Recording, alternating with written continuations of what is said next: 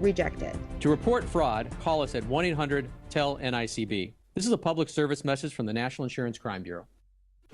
Do you love sports? Then you should know about STEM. Because maximizing nutrition, analyzing peak muscle performance, calculating the perfect shot, and more are all made possible by science, technology, engineering, and math. In fact, there are more careers than ever in sports science. So if you have a passion for sports, then think about getting involved in STEM and improve everyone's game on and off the field. Get inspired at SheCanSTEM.com. You're watching WLAE, New Orleans Public Television.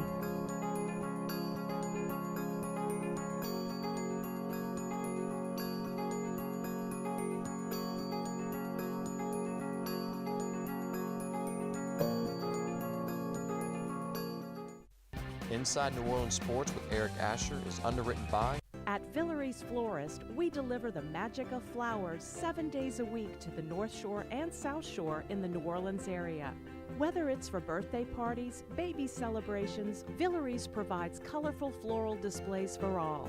With a store full of fresh-cut flowers, exotic tropical flowers, orchids, roses, and even fruit baskets, our goal is to make your vision a reality. Villeries Florist, proudly serving Louisiana since 1969.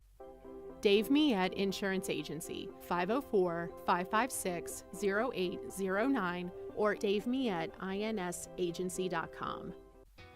For over 48 years, Southern Tires and Auto Repair has provided services across the New Orleans metro area. Southern Tires offers a range of tires for all vehicles and ATVs. We also have a full suite of auto repair options, including brake repair, rim repair, custom exhaust, steering and suspension, tire siping, and so much more. Southern Tires and Auto Repair, 2550 Hickory Avenue in Metairie. CNC Drugs is a family-owned pharmacy that's been serving Southeast Louisiana for over 50 years. Whether you need help taking care of an elderly family member, a growing child, or even a pet, CNC provides patient-centered care for your entire family. CNC Drugs, large enough to serve you, small enough to know you. Locations in Mandeville and Araby.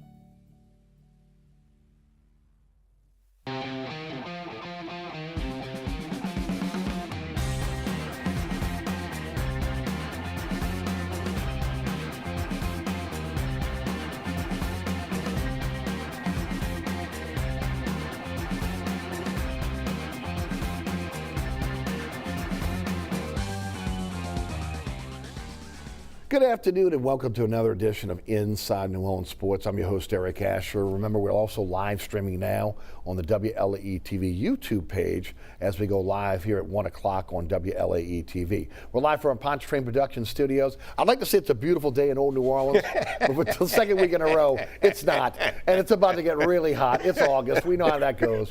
So again, get out there and enjoy the little bit of cool that you have from a passing rainstorm. Tonight is a very, very special night here on the program. A mentor, someone that I've admired my entire life, a guy that I've watched on TV since I don't want to age him any, but which means I'm old. since I was a young kid, just really enjoying sports for the first time, and a guy that's helped me throughout my career and so many others. And of course, he's being inducted into the Louisiana Sports Hall of Fame. Ro Brown joins us on the program. We'll take a look back at his career. We'll talk about sports here in this town. A little bit different as we kind of do when we normally do, but again, something that needed to be done to really put a spotlight on the career of Ro Brown. Ro, welcome to the show. Thank you, Eric. Thank you for being with us. For being on the award-winning Inside New Orleans Sports. You know, that's our tagline. So that's something you did, That's our tagline. Well, actually, I didn't do it, you did. We did. Well, Will is right there with me. Will, of course, our director. He is an incredible director. Ro, first of all, congratulations. Thank you. You know, we were talking a little bit about it before the show began, and I say long overdue, and you start laughing because you're going, well, no, it's not really long overdue, but to a lot of people in this town, it's long overdue. That you be recognized for what you've done in this town in terms of sports, but also what you've done in terms of in this town in terms of opening doors for people of all ages, all colors, all, females, males, to have an opportunity to get into this business. And there are so many people that could line up today and talk about a Roe Brown story on how Roe Brown helped them. And I'm one of them.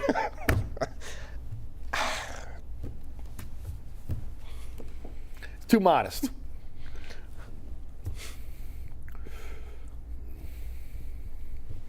Well, thank you. You're welcome, Ro. But, I don't know. I guess I was raised to where, whatever you do, you're supposed to be of service to people. Mm-hmm. And I guess when people say things like you're saying, I guess I did that. You did to it. a degree. And, and for that, I'm glad. It's quite an honor. As I told you before, it's uncomfortable. Yes, I know it is for you. Because, I never, I never did it for, recognition of me. And I, sometimes people say to my detriment, I did it that way. But it's very nice. It's very nice, and I'm glad that a lot of people think, or a number of people think I helped them in some kind of way. Well, a lot of people in this town, and again, not just in this town, but across the nation, feel the same way. Because you did it. Again, you were always giving. You've always, anytime someone's had a question or needed a little bit of guidance, you've always been there. And there are so many people that can tell that story. Ro, everybody's got a story on again, how they got into this business or wanted to get into this business, but you were a trailblazer. It wasn't easy for Roe Brown, growing up in New Orleans, Louisiana, to become a sportscaster in this town. Talk a little bit about, again, your background, where you went to school. Here we want to know where you went to high school, right? Okay? Yeah. Okay, I know where you went to college, but I want to know where you went to high school. So take us from the beginning. Take us from, again, where you grew up here in the city. Tell us a little bit about Roe Brown. I'm sorry about the handkerchief. I'm like Louis Armstrong. You got me crying right away. Anyway, Louis Armstrong is a pretty good comparison for anybody. Yeah, I'll take that anytime. Anytime, anyway. Especially in this town. It starts, I think, with my parents. Okay. And both parents. My father, especially. But my parents. I can tell you the exact date that I thought about being a sportscaster. Okay. July 17th, 1965. What happened on that day? I was part of a Lyndon Johnson Great Society anti-poverty program called RER. Reading, Enrichment, and Recreation. Okay. At my junior high school, Lawless Junior High. I was 13 at the time. 13. Yeah. And it's what it was, reading, enrichment, and recreation. You went to school and you had academic courses and you had recreation, you had enrichment. Yes. One of the enrichment things was we took a tour of WDSU-TV, Channel 6. All right. Ironically, which Yes. I spent a lot of time there later on. Quite a few years. And that's the first time I thought about, wow, this would really be cool. It was 1965, and there were no African Americans on television then doing news or sports or weather or anything like that. So, it's kind of, I guess it was kind of far-fetched. I don't remember telling people that at the time. But for some reason now, there are people who, I grew up with who told me, I always knew you were going to do it. No, you didn't. But they say, I always knew that's what you were going to do. I wasn't surprised. But, that's kind of when it started. Okay. That was the exact date. Some people did a lot of hard work and had to put up with a lot of things, I guess, to enable me to be able to do this, really do it a decade later. And, those people were very, very important. But my parents were very important. I had a father who, people always marvel at how much I know or remember. My dad was it. Okay, my dad, and not just sports, just anything. Both of my parents were that way. They were always telling you things, asking you things. You know what used to be over there? You know what building was there? That used to be such and such, I'm at a sporting event. My dad said, "See that guy sitting over there? That's Mark Simons. He did such and such, first Sugar Bowl, and that kind of, oh, okay, and it was just constantly that kind of stuff. And sitting at the kitchen table with him, asking me about things that he knew I couldn't possibly know or remember, but he knew that I would get angry and he would make me go look it up. Right. And you had to this is before Google. That's right. You had to look it up in an encyclopedia, right? Yeah, exactly, Right. exactly. Right. Or some sort of almanac. Yes. We always, my parents are, almanacs and encyclopedias. Right. As I mentioned before, I had a subscription to Sports Illustrated. I was under 10 years old, and my mom, they bought it for me. They got it for me. We had subscriptions to magazines, Time, Esquire, Life and Look, other magazines that people don't know about at this time. Yes, right. That sort of thing. My Sports Illustrated thing, and there was just always reading and books and music and just history, and that's where it came from. Right. Where'd you go to high school? I went to Carver and Kennedy.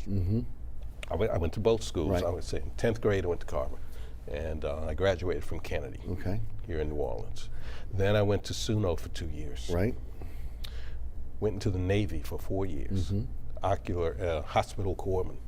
Hospital corpsman. Hospital corpsman. And what years were that? That was 1971 to 75. I was what they called an ocular technician. I worked in an ophthalmology clinic. Really? Yeah. I could do a cataract extraction. I could. Yeah. I mean, I was the one of the instrument nurses. I mean, you get to a point where you see enough of them done. I could have done it. I mean, I'm not saying I did, but I could have. Yeah, you get to a point where the doctor, you're sitting there talking about the game you watched the other night, and he doesn't have to ask for I know what he needs when you do it enough.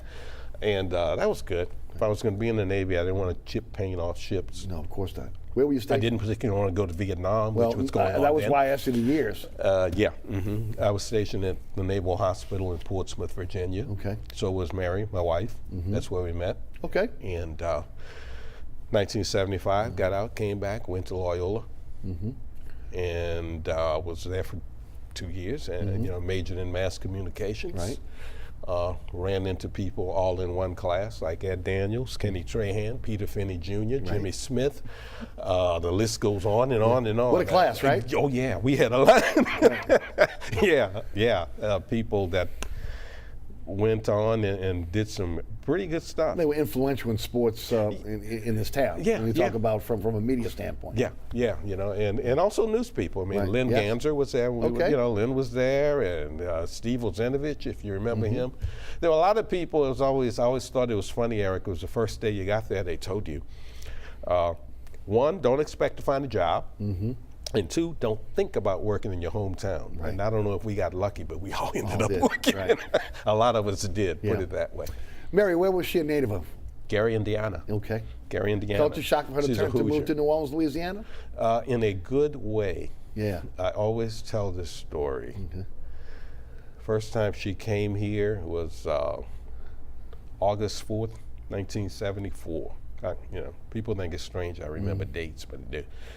And walking across Canal Street, and she asked me a question that I didn't have an answer for.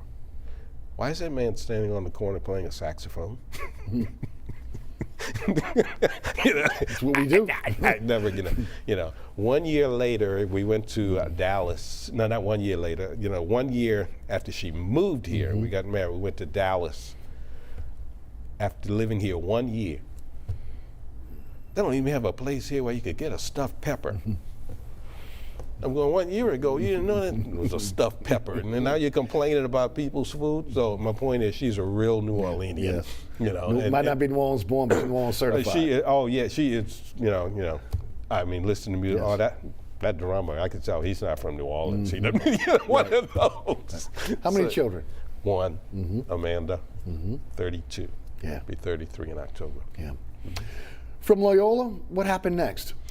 Loyola, from Loyola, well, they kind of intersected. While I was at Loyola, I had 2 jobs. I worked for the New Orleans Jazz. Okay. We're going to get into that a little bit later. And I worked at WDSU. Okay. As a production assistant. A job that I got there because of Warren Bell. Okay. The great Warren Bell. The great Warren Bell, who was the weekend anchor at DSU at the time, who was also the shop steward. AFTRA, the union. He put in a union contract that they had to have a minority reporter trainee. Understand, unions were strong then. Yes. If you weren't in AFTRA, if you weren't in the union, you couldn't be seen or heard on television. Right. You couldn't hold a microphone. Okay. You couldn't write something for someone else to read. Because I fell under the union contract, I could write for somebody else to read something on the air, and I could do interviews, but I couldn't be seen or heard, Right. which was fine with me, Okay. because I was doing everything a reporter did except being on the air, and that was very important. For you as that young man, young child going through WDSU and looking around going, think I can do that, to a production assistant at WDSU, what was that like? It was, you're nervous at first. Right. Yeah, you are, but it was kind of, it made you kind of awestruck. Right. Because you saw people. I'm glad I got into the business when I did. Okay. Okay. And what year was that? And that was 1976. Okay. October of 76. All right. And I'm glad I did, because I got to meet people who were still around, who were in television from day one. Right, when it started. They right? were there from Right. day Right. one. Okay, you know what I mean? And if I'm not mistaken, WDSU, the first television station in New Orleans, right? Yes. Great station. Historically great. In the French Quarter? In the French Quarter. Right. And that made it even more so. Because this was a station that Channel 4, WWL took over ratings and everybody, but and I love both of these people. They were great, but television did not start in New Orleans. Television didn't start with Garland and Angela. No, it did not. Okay, it just didn't. And but it started with those people who really were giants, in the industry. At WDSU, Bill Monroe Right. was the news director at DSU, the meet the press guy, Yes. and there were people, Ford Rowan went off and went, Defense Department, and just a lot of people who had a lot to do with television. I actually knew Mel Levitt. Right. And I run into people now, and Right. people don't, Right. he was Mr. Television. Yes, he was. Now, he was gone from Channel 6 when I got there, but, I got to be around these people. And there were a lot of people who helped me. And I got to say this, who were in that building, who were there from day one, who were behind the scenes people. Yes. Engineers and camera people. Right. Who really helped me. And for some reason, and the industry was changing then. It was changing as far as from getting rid of film and going to videotape, and it's sometimes difficult for those people to change and to move with it. Yes. And they didn't like it, and not all of them did, and a lot of them resisted it, and they didn't like these young people coming in, and a lot of times they didn't like these young black people coming in who weren't there before. Right. For some reason, those people bent over backwards for me. It's great. And I got to say that. Yes. They really did. It was tough back then, wasn't it, for an African American to break into this industry?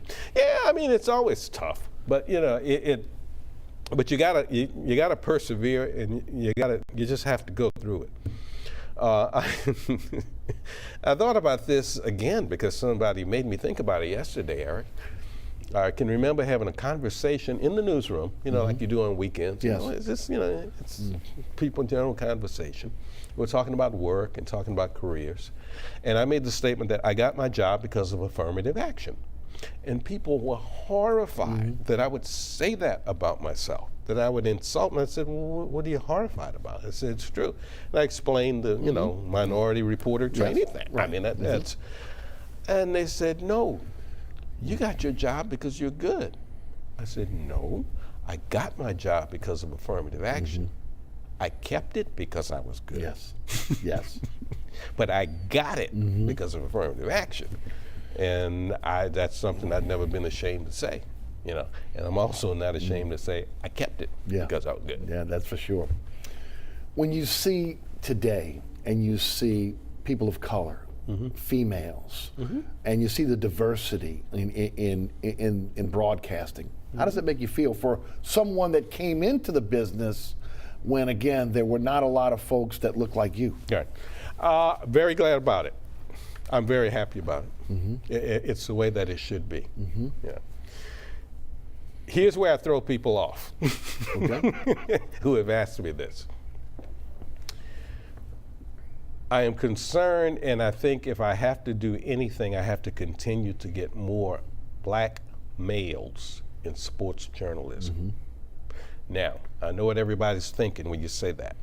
I said black males in sports journalism. Here's the dilemma you have if you are a black male. It might be harder for me to get into this industry now if I was coming out. It would be more difficult now than perhaps it was in 1976. And why is that? And this is why. They have found a way to shrink the pool of African American applicants and candidates in sports journalism. You know how? You got to be an ex-athlete. Okay. Right. You got to be an ex-athlete. Okay? And we all know that's a very small pool. How many of those do we have? Right. And then how many want to go in with the money they make now? How many want to go into that? Exactly. But my point is that, so what it sets up, Eric, and if you can follow this, I don't know if this will make sense to you. I think that, you know, all of the females, you know, be they black or white or whatever, I think it's great that they're in, and they came in very quickly. And the numbers rose very quickly, very quick, and it continues to rise, and that's fine. I have no problem with that. I think it's great. I'm all for it. However, if I was coming out now, I was a really good athlete, really good. I have no problem saying that. Never bothered playing on anybody's team in school or anything. The only time I played on a team was in the service.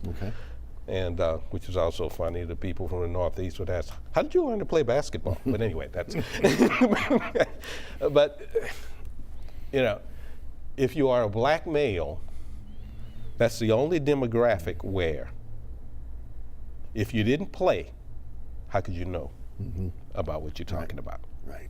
They don't ask that of white males. They don't expect that of white females. They don't expect that of black females. So if you are a young African American who wants to get into this, that's something that you're probably going to have to deal with now. There's a stereotype. Did who did you play for? Right, exactly. You know, I never thought of it that way. But again, when you look around, you can see it. Think about it. No, I can see it. Look at it. Yes. Look at it, okay? And, you know, and if you are in, you have to have some sort of shtick. Like Stephen A. Smith, who I don't have a problem with. You know, because Stephen A. Smith, he's there because he was a daily columnist for a major newspaper for 20 years and was really good. And that's how he got there. Now he's making his money by doing, you know, what he's doing now, and that's fine. So that's a kind of different situation. But the young guy like me, you know, who doesn't have a pro career behind him, he doesn't see a lot of people like me. You don't see a lot of Stan Barrett. Okay, you know, you don't see that. So you tend not to go in that direction. You know, and so that's, I'm not sure what can be done about it. I'm not sure if we can do anything about it in whatever lifetime I have left. But well, the fact that you're saying it opens up people's eyes to it. Yeah, and I'm sure people never thought about it that way. Honestly, I did not think about it, you know, and I'm in the industry. I mean, nobody questions, you know, we don't question whether or not, say, you know, Linda Cohn knows what she's talking about. She didn't play in the NFL either. True. Or the NBA. Well, they say the same thing about me. Yeah, you know, so why should we expect, you know, this young black guy coming in, you know, you're kind of leery of him because he didn't play. Right. And that's real. No, and something we hadn't thought about. Mentors for you coming up in this business. Who were they? Well, I would say Warren Bell, and I would say Ed Harding. Okay, who is Ed Harding? Because we talked about it before the show started, and you educated me. Okay. And because he changed the way sports was reported in this town. I believe that. If there's one thing that I would be proud of as far as accomplishing in this business was that I had a hand in changing the way sportscasts were done. And tell folks how that happened. Ed Harding was a guy who came to Channel 6 in 1978. He replaced Greg Fox. Some people will probably remember Greg Fox, but for whatever reason, they don't remember Ed Harding. Maybe because he was here from 1978 to about 1981. Ed Harding came from the Twin Cities, Minneapolis. He was hired as the sports director at Channel 6. He came in and I think changed the way sportscasts were done. I was already there as a production assistant, working in news and in sports. He came in and he just had a different way of doing sportscasts that we kind of take for granted now. At the time, if you were old enough to remember, sportscasts, local sportscasts in New Orleans consisted of really only a few things. Yes. Okay? They did all 10 race results every day. Every day. They did the feature race, stretch run every day. Every day. That's a minute and a half or maybe 2 minutes of a sportscast that usually ran maybe 3 or 4 minutes. Okay? Ed Harding came in and his thing was local sports. And he had to have time to do those local sports. So he came in and he did sportscast the way that he saw them done. It hadn't come here to New Orleans yet, and I guess he brought it here. He sat there one day and he asked me, what will happen if I don't do all 10 race results every day? I said, well, you know what will happen. Okay? You know, I mean, phones are lighting up. Yeah. People are going to be complaining. And they lit up back then, right? Yeah. Right. You know. Why didn't you give the result? You know, Right. It's what we expected and what we've always gotten. Right. You know, and you know how we are. I mean, we're great people here. I mean, you know, love this town. I'm New Orleans through and through, but we like our things the way they've been done. That's right. For a long time. That's right. True. And that kind of changed. And so, you know, you weathered that storm. And he also went to the news director and he said, Roe needs to be a reporter.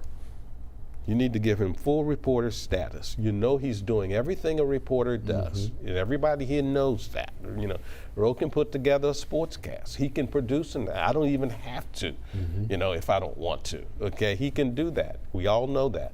And the news director said, yes, that's true. So Ed Harding told me, okay, take the bull by the horns. I'm not from here. You're from here. You go do whatever you want to do. Give you a mic, give you a camera. We had our own cameraman. We had a cameraman who shot nothing but sports at the time, MJ Goche. Yes. Legendary cameraman, Yes, you know, yes. and that sort of thing.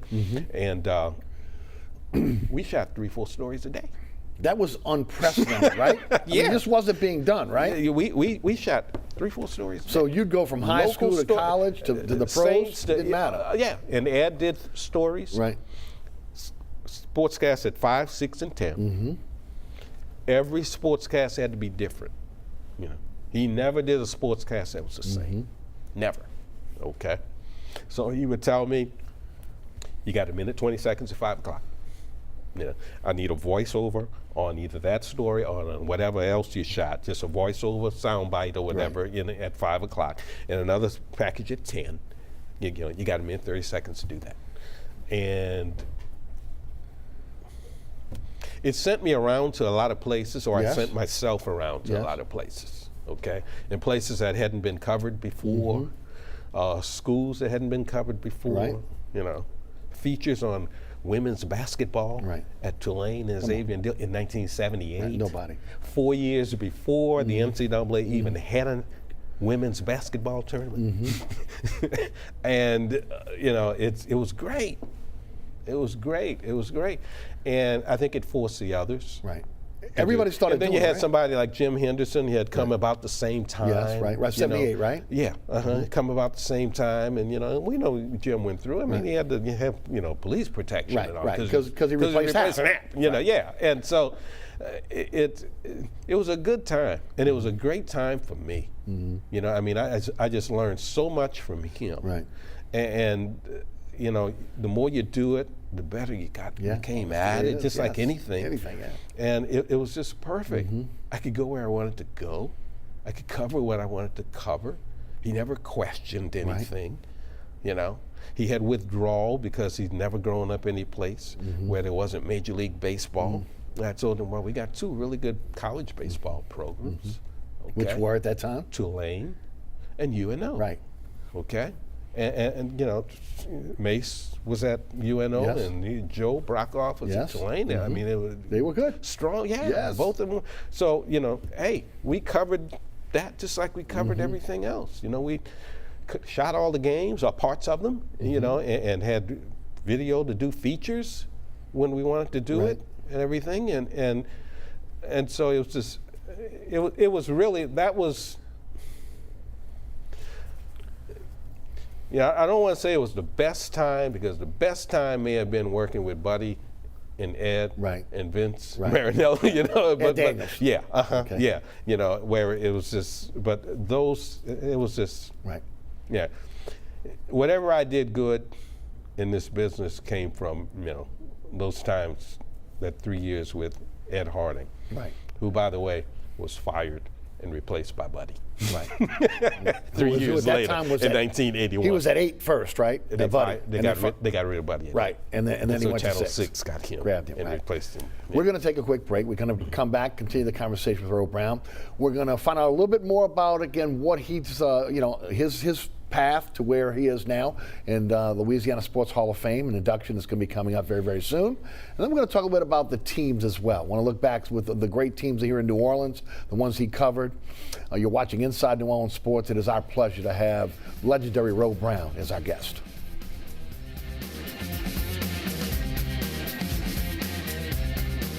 Air conditioning, heating, and refrigeration has been family owned and operated since 1989. Burkhart has energy-efficient solutions and offers brands such as Mitsubishi ductless AC units and Amana, the only manufacturer with a lifetime unit replacement warranty. Burkhart's offers maintenance bundle packages that include servicing your AC, generator, and tankless water heater. For more information on the services Burkhart's provides, visit acpromise.com. Burkhart's Air Conditioning, Heating, and Refrigeration, providing comfort for life.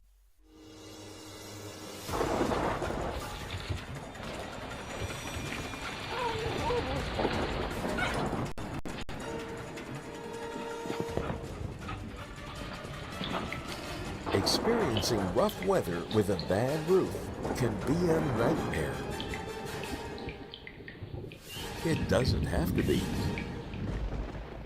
Suburban Roofing, because when it comes to roofing, there is a difference. Located at 3701 Iberville Street in Mid-City is Katie's Restaurant and Bar. Open 7 days a week, Katie's offers daily specials for lunch, dinner, and Sunday brunch. Serving New Orleans cuisine such as fried shrimp platters, grilled redfish, and a fully stocked bar. And don't forget about our expanded event seating and local entertainment. Featured on the Best of Food Network's diners, drive-ins, and dives, Katie's Restaurant and Bar. Welcome back to Inside New Orleans Sports. Earl Brown is with us. He's going to be inducted into the Louisiana Sports Hall of Fame this year. Matter of fact, Ron Yeager, of course, who worked with you at Channel 6, who's our boss here at WLAE, just came in to give his congratulations to you as well. A lot of people work with Earl Brown. Good man. Yeah, he is. Okay, before you got to Channel, you ended up in Lake Charles at one point in your career, right? Is that right after Loyola? Or was that? No. Or was that? I was at Channel 6. Okay, and then what happened? I was a reporter at Channel 6. Okay. In April of 1980, they were looking for a weekend sports anchor. Okay. I'd never anchored before. Only reported. Yeah. So they decided one weekend, okay, you're going to anchor the shows this weekend. Never forget, it was a weekend of the Masters, first week in April. We had one of those New Orleans downpours, streets flooded. I walked from the lower Ninth Ward to Channel 6 because I didn't want to drive. Right. Because of the street flooding. Had to put together the shows myself, had to anchor, never anchored before. Got there, time for sports. Here's Earl Brown with sports, such and such, such and such. What's going on? And I opened my mouth, and this is what you heard. I forgot to put the microphone on. Oh. And in those days, they kept the microphones under the desk. And so I had to climb under the desk. Right. On the air, live. Oh. And put it on, Right. you know, and so on. Okay. 10 o'clock comes, same thing happened. Wow. Okay. So, you know, Ed said, look, you did fine once you got started, you know, and I didn't do fine, you know. Yeah, I didn't anchor. So Ed Daniels was in Lake Charles. Dave Walker was the news director. Okay. Who was an anchor at Channel 8 at one point, Right. and then at CNN. And, you know, a couple weeks after that, Ed said, man, we're looking for a weekend. You need to come out with me. Ed called me. Dave Walker called. Went out to Lake Charles. Okay. So Ed Daniels and I were in the sports department at KPLC in Lake Charles for 14 months. I came back to New Orleans. News director at Arthur Alpert was the news director at Channel 6. Okay. And I came in to visit one time, stopped at Channel 6, and I'd never met him before. And he said, why don't you send me a tape? Okay. And I sent him a tape, and he hired me. Right. Back, you know, he told me that, you know, he said that, you know, because he just hired Buddy. Right. In Channel 6. Yes. He said, he told me, I said, well, I called Buddy in, and I said, I want you to look at somebody, you know. He said, put the tape in, because he said, I had Buddy look at all the candidates. I put your tape in, and looked at it, and I can't do it like Arthur did it. You know, nobody do it, but, Yes. oh, let's roll. Yeah, bring it back. That's how Arthur described Right. it. That's a pretty good one. So, yeah. And so that's how I came back. That was August 10th of 81. Right. Ed Daniels joined you shortly later? Right, like late 82. Right. Like February of 82, you know. Right. And Buddy told me, he said, well, I'm giving Ed back here too. And he did. Right. So it was Buddy, Vince Marinello, Ed Daniels, Ro Brown. Yeah. I mean, that was an all-star lineup. Well, you know, I don't know if it was all-star, but it was four guys who were where they wanted to be. New Orleans? Yeah. And four guys who, you know, had different, you know, I mean, we fed off each other, you know. We could go to each other for, you know, information or advice or who should I talk to for this. It was just a terrific time to work there with those guys. And I mean, they became, you know, like, Ed is like family, and Buddy was, and Vince was too. They were like parts of my family, you know. Talk about WBOK Radio. What it means to you. Well, what it means to our community. Yeah, what it means, you know, it's what they like to call sometimes a legacy station. There's no doubt. And I want to say that, you know, I don't know if I would call this full disclosure, but, you know, I'm on a number of halls of fame voting committees. Okay, when you get old, that's what you get to do, and that's fine. That's good. When you are accomplished, that's what you get to do. Let me say that. Okay. You know, and one of those, I'm on the Louisiana Sports Hall of Fame Selection Committee. I have nothing to do with me going into the hall, but I've been on it for 5 years, and I really got to say that, you know, for 5 years I have advocated for the Distinguished Service Award in Media, Champ Clark. Yes. And the reason why is because of, you know, it's just obvious, because of, you know, what he did for how long. Absolutely. You know, and like I said, I mean, it's, you know, and I don't say this in a good way. I mean, Champ wasn't always very nice to me, and that's immaterial. I don't care about that, you know. But, you know, he's somebody who, you know, somebody like him deserves something like this a lot more than I do. As much as he does. Okay, yeah, and I mean, he's not the only one. I mean, Mr. Stockard, R.L. Stockard, won this award. I think it was 2008. Mr. Stockard has passed away, and you know, Louisiana Weekly writer and everything. And And I'm still inspired by people like that. Yes. Because they covered things. You know, a lot of times you'll hear people, former athletes in this town, you know, and I continue to correct them when they say that. They just feel bad because they weren't recognized and their accomplishments weren't covered. I go, no. Your accomplishments were covered. They were. Okay. Right.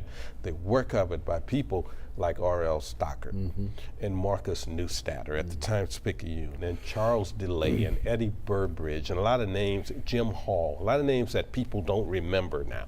They actually covered you, okay? Yes, they did. You were covered, you were documented, and the whole works. And to say that you weren't covered is a slap in the face to those people. Because to me, what they're saying is, I wasn't covered by white media and white newspapers. In this case, the Times-Picayune, States Item, and whatever, you know. Say that, but don't say you weren't covered, because you were. Yes. Those people did really terrific work, and they covered you when no one else would. So don't act like they didn't exist, because they did. Yes. And of course, I mean, I know a lot about Champ Clark because of my relationship with his son, Mark Clark, we did a show together. But even growing up, I mean, as a white kid in New Orleans, I knew Champ Clark. Yeah. You know, Grid Week. I mean, come on. Radio. He was a Grid Week columnist, and he put on these banquets and everything. Where he had famous people coming in these banquets, famous sports figures and politicians, and you know, and he did all this stuff himself. Right. And then of course boxing. Yeah. He was the first African American on the State Athletic Commission, and you know, which is the boxing ruling thing in the state and all that, and you know, he used to do the ring announcing. Right. Did it for the Ali fight? Yes, he did. Right. Ali Spinks, right? Absolutely. Yep. Yes, he did. Yes, he did. And yeah. Let's go back. You said you worked for the New Orleans Jazz. What did you do? While I was at Loyola and working at Channel 6, I did that all at the same time. I was a salesperson. Okay.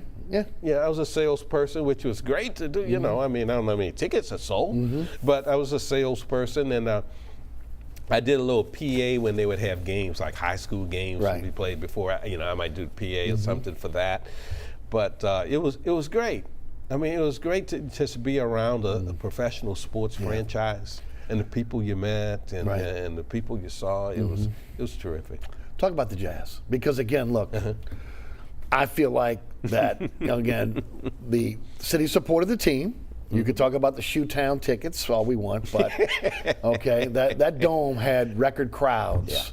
It was all about Pistol Pete Maravich, but 74 to 79, it was a fun time here in New Orleans with basketball, and it kind of got ripped away from us from because of an owner that really wanted to be on the West Coast. And of course, there was the amusement tax, which again was the reason why they claimed they had to leave. But your thought, you covered that area, that team, but also you worked there. It was, you know, you think about it now, you know, about the NBA now and the NBA then. Yeah, it's so different. Yeah, I mean, that was even before. That's before drugs had really you know, infiltrated the league. You know, that was even a little bit before that. Come to think of it, you know, I'm sure some of it was going on then. But you know, and the NBA was just a totally different thing. You know, and I'm not talking about style of play, because they were great players and all that good stuff, and it was the highest form of the game, and those sorts of things. But the NBA was so different. I mean, as an entity, you know, I mean, it's become a worldwide thing now. And I mean, we watched the playoffs at 12:05 on a tape delay back then. Exactly. Okay. Let me tell you. After midnight. Let me tell you how different it was. I covered the NBA Finals in 1981. Okay. At KPLC TV in Lake Charles. Ed got on the phone. He called the NBA office, asked for credentials, and they gave us credentials. I'm doing that today. You know? Now, not only did they give us credentials, but they told us, I'm sorry, you won't have a seat, you won't have any place to sit. You know, we'll give you credentials, but you won't have a seat at the press That was Houston-Boston, right? Right. Right. Larry Bird's first time. Right. You won't have, a seat at the press table. Okay, just get me in the building. Right. We'll be all right. As long as I can go in the locker room. I get there and they usher me to my seat on the floor underneath the basket Right. with my cameraman. Okay, don't forget, it's the Celtics and the Rockets. Yes. Okay. Do you know the great video we had of Robert Parrish and Kevin McHale and Moses Malone pushing and fighting under it? We right there. Oh, man. So, it's just different.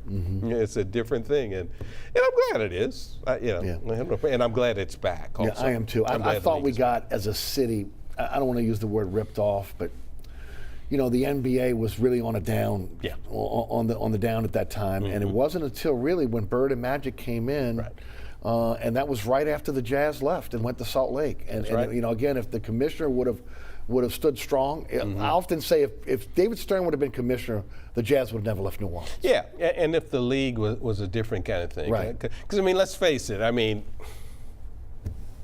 the Saints are still here because the league wouldn't let them leave. Exactly. Okay. Well, why? Because the league wouldn't let them leave. And, all right. Otherwise, they might be in San Antonio. There's no doubt. Yeah.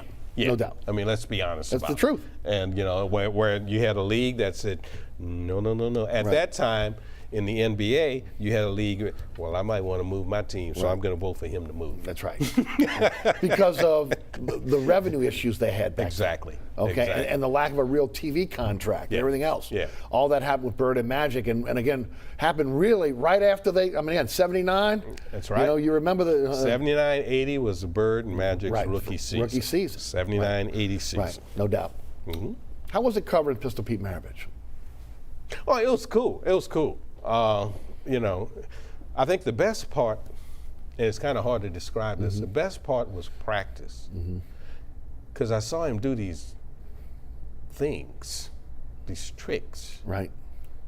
That made you go, well, why would you think about doing that? It was that far-fetched, Stuff like, dribbling a ball and going from its highest point to its lowest point and had the same cadence. Just kind of weird stuff, because he was that far, away. Now you can argue that people say, yeah, but he wasn't a team player and all, and maybe he wasn't, and that's probably true. But as far as just watching somebody play, he was about as entertaining as any player you'd want to see. You told a story one time when you were on this program about the inception of the New Orleans Saints. I believe your sister was on the field. I did? Yes, you did. And Kenny Tran and you were here.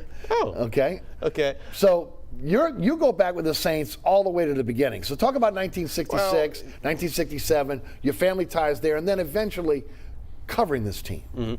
You can't. I have to start with the exhibition game. Please.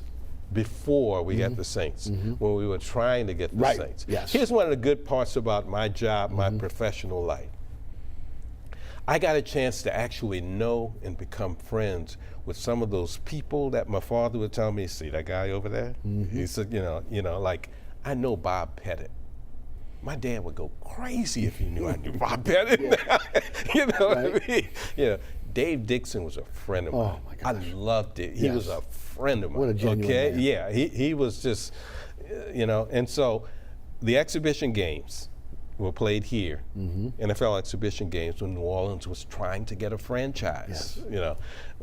I got to go through those also before, it led directly to the Saints. Please to do. me. It just, it all connected, to me.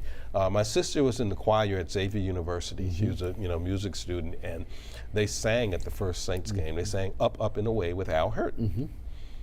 And, they had the balloon and all that good stuff. I can picture it. September 17th, 1967. Before the John Gilliam, the 94-yard kickoff return, the whole works. Everybody came to school the next day sunburned because it was one of those hot, scorching September days. And everybody went to that game somehow, right? It seemed like everybody was there. 27-13, the Rams beat the Saints, but I didn't care. Nobody had did. a football team. He had a real pro football team. Yes. And it was just, that was a terrific time. My whole family went to that game. You know, and for all of you out there, if you were under 16, it costs $1. $1. In the end zone, $1. That's all it costs. So I saw all 7 home games that year for $1. Yeah. I mean, for $7. Yes. Yeah. Unbelievable. You 67, the Saints come in. We got a football team. Eventually, you're covering the team. Talk about that. You know, once again, I mean, it's by that time we're talking about late 70s when I was there, and then 81 when I came back. 81. Team was a little better. That great bum draft, 81. Yeah. Ricky Jackson. Right. City champ. Yep. You know, once again, good friend of mine. Love him to death. Yes. Yep. Hall of Famer, like yourself. Hall of Famer, no doubt about it. And the team's a little better. You know, it's the bum time, you know, but not a whole lot better, but a little better. And it was just fun to be here because they'd won a few more games than they had been winning in the 70s. Right. And, you know, you got a chance to know people. It was different covering. It's not like you cover people now. Right. You know, I mean, you got to know people. There weren't as many restrictions. Yes. You know, Sam, go to Sam Mills. Sam, I'd like to do something on you. You know, a little, not just a story, get something on you. Right. You know, just talk about you. You know, and I'd like to meet you. You know, tomorrow if you got some time. You know, you want to come to the house tonight?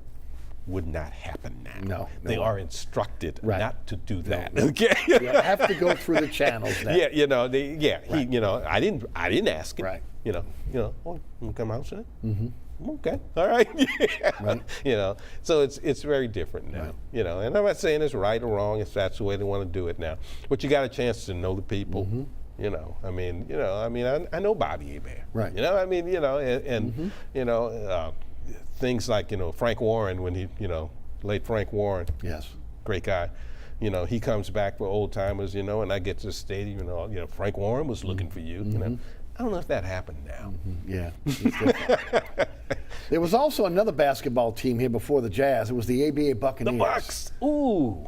That was good Talk about stuff. those days. That was good stuff. It really was. That was good stuff. Another connection here. I got to know and became good friends because we were co-workers with the Jazz, Austin Red Robin. Yes. Who was the center on the Buccaneer teams. For those of you who don't know, New Orleans Buccaneers played their games at Loyola Fieldhouse mostly, and they played some at the Municipal Auditorium and some at Tulane, but mostly Loyola Fieldhouse. First year of the ABA, 1967, I feel like I saw the ABA twice. In the beginning, in 67, and when I was in the Navy in Norfolk was when Julius Irving was with the Squires. You were so lucky. Okay. With that red, white, and blue basketball. Yes. And the 22-year-old knees. And you thought what you saw with the Sixers was good. You should have seen that. Okay. Right. And you could go up, you could just walk up and buy a ticket. And, you know, and you know, we went to see him every night. But the ABA Buccaneers, New Orleans Buccaneers, very good team, played for the championship the first year. Right. That's right. Red Robbins was the center. You had Jackie Moreland, who was from Louisiana Tech, was first-round draft pick of the Pistons in the NBA. Small forward was Doug Moe. Yes. Of course, North Carolina. You know him as a coach. Jimmy Jones from Grambling, Tallulah, Louisiana Sports Hall of Famer, and went on and had a long NBA career after that. And the point guard was Larry Brown. Yes, indeed. It was a really good team. It was a fun team to watch.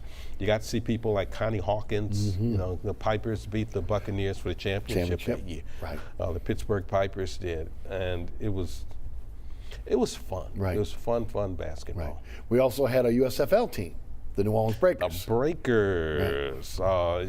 Dick Corey passed away about a year or two ago. You know, a really good guy. Yeah. He was the head coach. Yeah. Came from Boston, went to New Orleans, eventually ended up in Portland. Yeah. But Dick Corey, he was offensive coordinator with the Eagles when they went to the Super Bowl. Super Bowl played here, as a matter of fact, when the Raiders beat the Eagles. Yeah, he was on Dick Vermeil's staff. But yeah, Dick Corey, you know, he was the kind of guy that, you know, talk about unorthodox professional football. And of course, they want to get as much publicity as they can. You know, we're shooting practice, you know, and did some interviews before or whatever. As we're walking out, and Dick Corey runs over to me and said, "You need to talk to anybody else?" Well, as a matter of fact, I'd like to talk to. He pulled him out of practice. You know, Right. That wouldn't happen now. No way. And especially for a league then that was trying to be able to be noticed, there's no doubt. Exactly. Yeah, I'm sure that's part of why he did it, but he did it. Yeah, right. Marcus Dupuis, big, okay. Marcus great Marcus Dupuis Dupuis. thing. Yeah. We've only got about 4 minutes left. I want to spend the last couple minutes talking about this induction, but just the college game. From HBCUs to LSU Tulane to, again, Loyola to SUNO, Dillard. Talk a bit about the college game here in Louisiana and New Orleans. It's, I think it's strong. I think it's always been strong. Historic, though, also, football, right? Yeah. Oh, yeah. We've always had strong collegiate sports. Yes.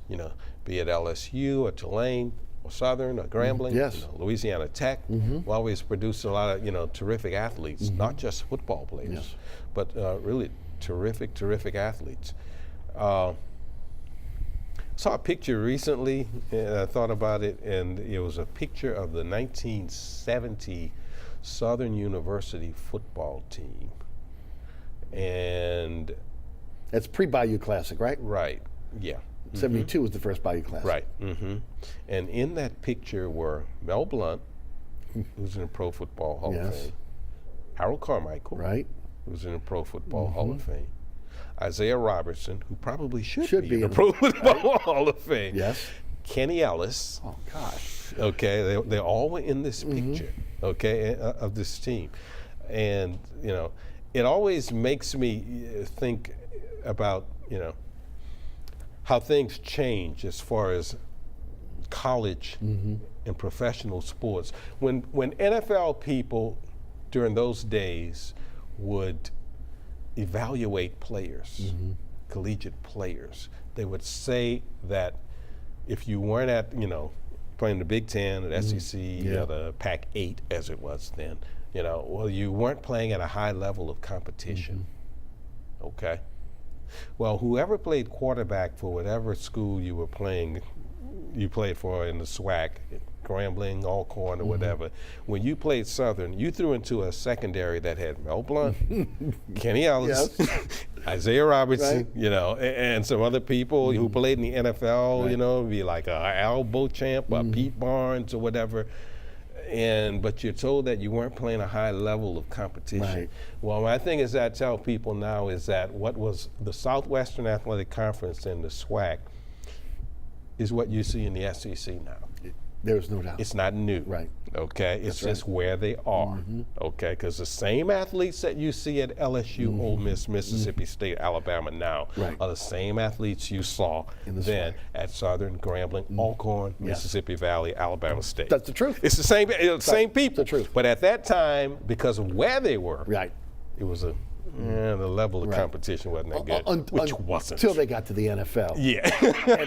Or the AFL. Yeah, and a part of it was probably economics. You could get them cheaper if you felt that way.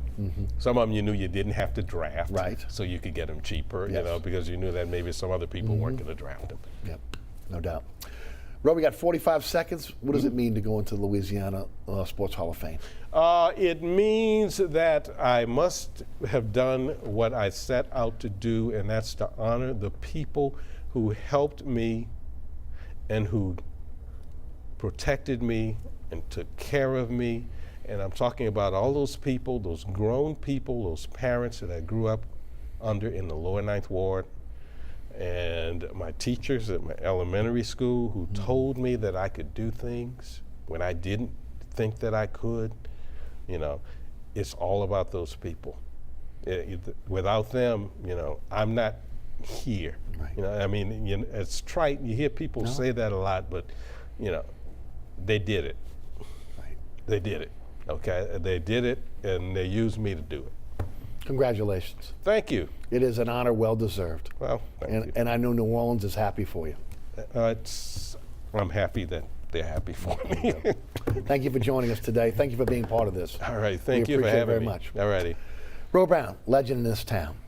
Thanks so much for tuning in. Remember, there are plenty of ways to catch this program now. You can catch us tonight at 6 p.m. on WLAE-TV. On The Deuce, WLAE-TV 2 at 10 p.m. on Friday night, 9 o'clock Pelican Sports Television, 10 o'clock on LAE, 2 a.m. on Saturday morning on The Deuce, and then 5 p.m. on Pelican Sports Television every Saturday afternoon. Always at ericasher.com, always on the WLAE-TV YouTube page, always on our social media platforms, at Eric_Asher on Twitter, Eric Asher on Facebook. Catch me on the radio, 106.1 FM, that is 4 to 6 weekdays. Listen live at ericasher.com. Our podcast is on the Anchor Podcast. Special thanks again to Ro Brown for joining us this very, very special occasion. Also to the WLAE-TV production staff and the fantastic underwriters who underwrite this program. We thank them, and we ask you to really support those underwriters. Also, Ron Yeager, Jim Dotson. Also, let me thank Will Ingram, Alex Chacon, and the best director of the business. Of course, that's Will Hill. Thanks so much for tuning in. For Ro Brown, I'm Eric Asher. We'll see you next week for another edition of Inside New Orleans Sports.